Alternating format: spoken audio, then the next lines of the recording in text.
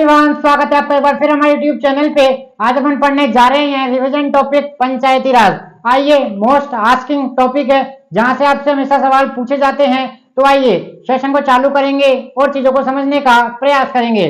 देखो, पंचायत का गठन हमें कौन सा आर्टिकल बताता है? तो पहला पॉइंट आता है अनुच्छेद संख्या 40। हमें क्या बताता है?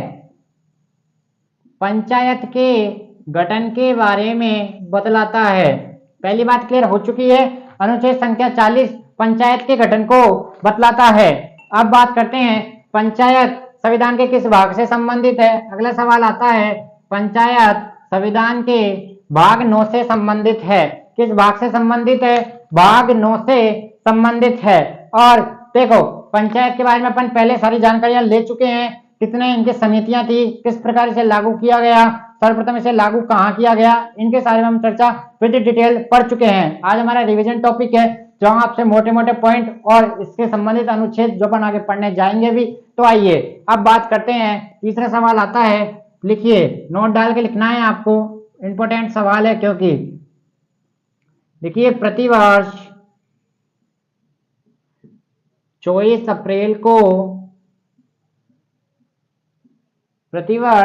अप्रैल को पंचायती राज दिवस के रूप में मनाया जाता है। पंचायती राज दिवस के रूप में मनाया जाता है। आप इस पॉइंट को भी याद रखेंगे, इस पॉइंट को भी आप लोग याद रखेंगे। तो देखो, अपन ने अभी तक क्या क्या पढ़ा?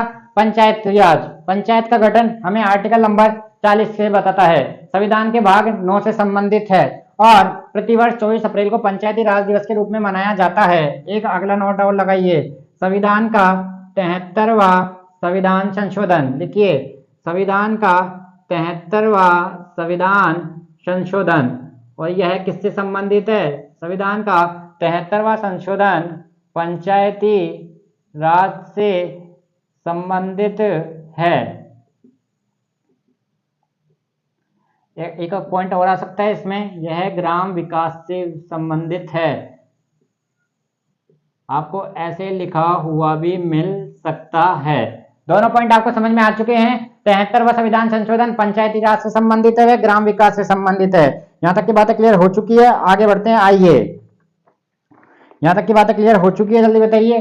73वां संविधान संशोधन। अब बात करेंगे अपन 74वां संविधान संशोधन। देखो, ऐसे आपको पढ़ाना कल की, लेकिन आज यहां से आपको याद रखेंगे 74वां संविधान संशोधन। और 74वां संविधान संशोधन किससे संबंधित है? नगर विकास से संबंधित है। यहां तक की बातें क्लियर हो चुकी है, जल्दी बताइए। यहां तक की बातें क्लियर हो चुकी है। और अब बात करेंगे अपन, आइए देखते हैं। सर्वप्रथम पंचायती राज किस राज्य में लागू किया गया? राजस्थान में यह लागू किया गया था। और राजस्थान का भी कौन सा जिला है? नागौर जिले में इसको लागू किया गया था। और तारीख थी 2 अक्टूबर 1959 को। बाय डेट आप इसको याद रखें, 2 अक्टूबर 1959 को। और इसी से 9 दिन बाद 11 अक्टूबर 1959 को आंध्र प्रदेश में पंचायती राज को लागू किया गया था। एसएससी ने एक बार आपसे ऐसे सवाल पूछ लिया कि यह जो पूरा स्टेटमेंट है ना, पंचायती राज सर्वप्रथम राजस्थान में 2 अक्टूबर 1959 में लागू किया गया, उसने यह पूरी लाइन आपको बता दी। फिर उसने सवाल पूछ लिया आंध्र प्रदेश से कि दूसरा पंचायती राज लागू कहाँ किया गया था? तो यह कहाँ के लागू किया गया था? आंध्र प्रदेश में। और कब लागू किया गया था? 11 अक्टूबर 1959 को, राजस्थान में लागू करने के 9 दिन बाद। यहाँ तक के पॉइंट क्लियर हो चुके हैं। तो यह कुछ मोटे मोटे पॉइंट है जिनको आपको याद रखना है। और आइए आगे बढ़ते हैं, फिर देखते हैं। समितियों के बारे में हम आपको पहले ही बता चुके हैं, बलवंत राय मेहता समिति, इनके बारे में जो आपको याद रहना चाहिए। अब लिखेंगे अपन इसके आर्टिकल। यहाँ तक के पॉइंट क्लियर हो चुके हैं, जल्दी बताइए। अब लिखते हैं अपन इसके आर्टिकल। देखिए, पंचायती राज के आर्टिकल आते हैं, अनुच्छेद संख्या 243। अनुच्छेद संख्या 243। देखो, संविधान का स्वतंत्रता का अधिकार पढ़ते हैं, इसमें आर्टिकल 19 और 19 में अपन जैसे 19A, 19B, 19C इसके बहुत सारे सब पार्ट पढ़ते हैं और सवाल भी आपसे क्या पूछा जाता है, इनके सब पार्टों में से पूछा जाता है। ठीक उसी प्रकार पंचायती राज में आर्टिकल नंबर 243 में, लेकिन इसका क्या है, इसमें से भी बहुत सारे सब पार्ट है और सवाल हमेशा इनके जो सब पार्ट है ना उनमें से आता है। तो आइए इनके सब पार्ट पढ़ने का प्रयास करेंगे और लिखते हैं पहला हमारा आर्टिकल नंबर अनुच्छेद संख्या 243A या क्या, लिखिए अनुच्छेद संख्या 243A। अनुच्छेद संख्या 243A। देखो आइए देखो इसका पॉइंट लिखिए, पंचायतों का गठन और उनके पंचायतों का गठन और उनके कर्तव्यों का वितरण करना, पंचायतों का गठन और उनके कर्तव्यों का वितरण करना विधानमंडल का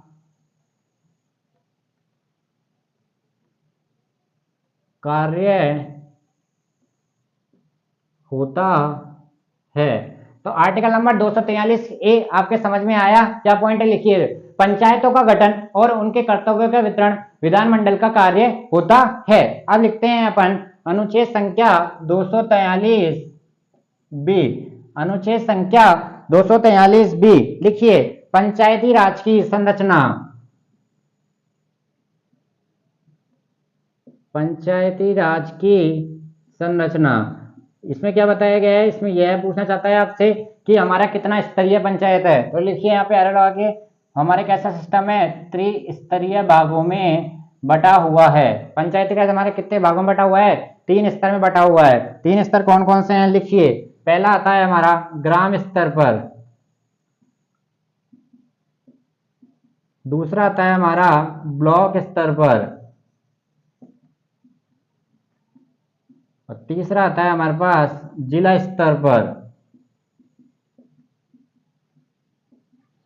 तो ग्राम स्तर पर हमारे पास हो जाता है ग्राम पंचायत, ये हो जाएगा हमारे पास ब्लॉक पंचायत और ये हो जाती है हमारे पास जिला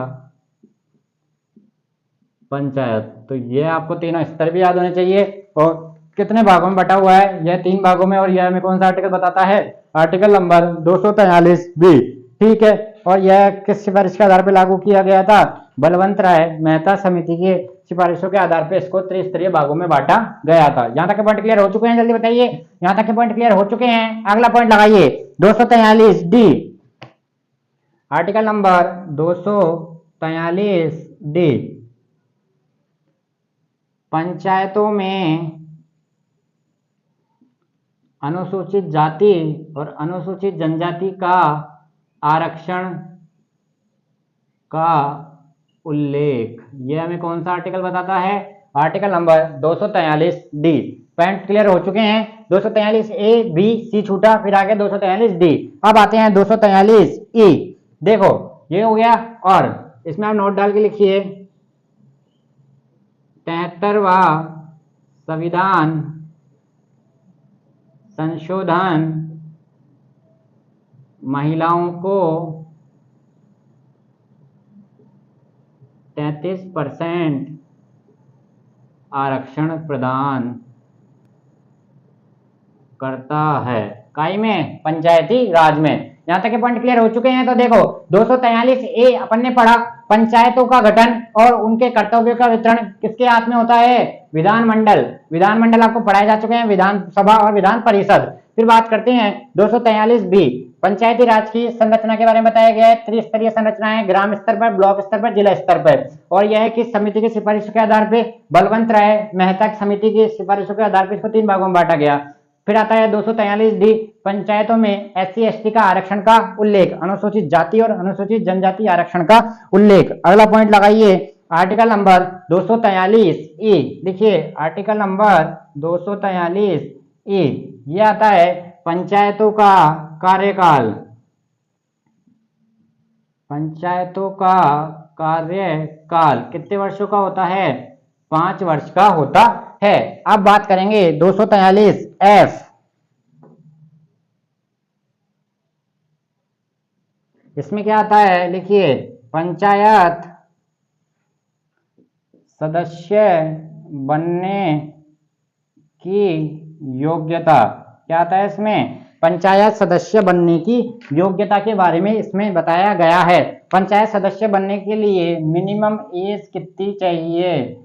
वेरी वेरी इंपॉर्टेंट सवाल है। मिनिमम एज आपकी होनी चाहिए 21 ईयर, 21 साल आपकी न्यूनतम आयु होनी चाहिए। तो देखो, आर्टिकल नंबर 243 से पंचायतों का गठन और उनके कर्तव्यों का वितरण करना विधानमंडल का कार्य होता है। फिर आता है आर्टिकल नंबर 243 बी। पंचायती राज की संरचना कैसी है? त्रिस्तरीय है। 3 स्तर आपको बता दिए, ग्राम पंचायत, ब्लॉक पंचायत, जिला पंचायत। पंचायतों में SC ST का आरक्षण का उल्लेख, अनुसूचित जाति और अनुसूचित जनजाति का उल्लेख, यह में आर्टिकल नंबर 243 डी। पंचायतों का कार्यकाल 243 ई, 243 एफ, पंचायत सदस्य बनने के लिए मिनिमम एज। यह सब पार्ट आपको, यह ABDEF भी आपको याद रखना पड़ेगा। लिखिए इसको फटाफट जल्दी से।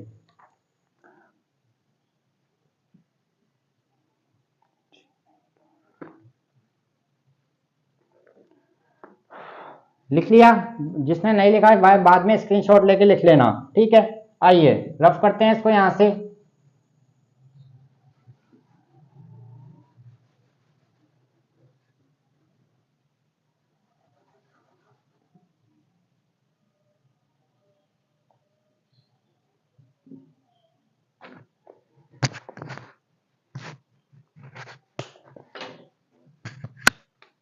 FG कहां तक आ गया अपन? F लगाइए।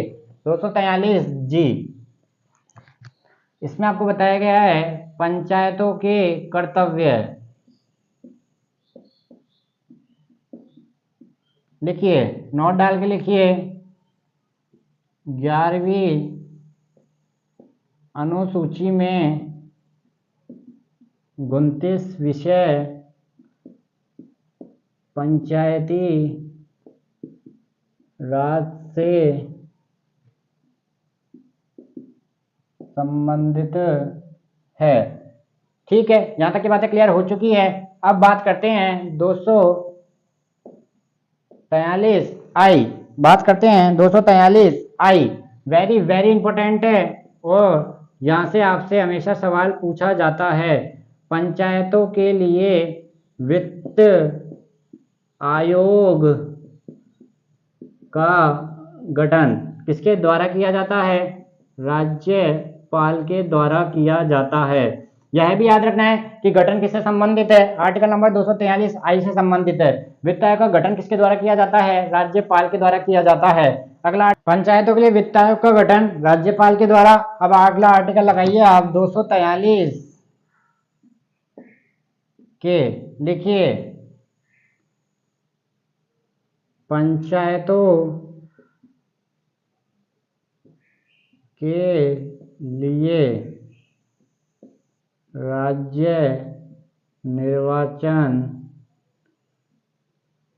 आयोग का गठन किसके द्वारा किया जाता है?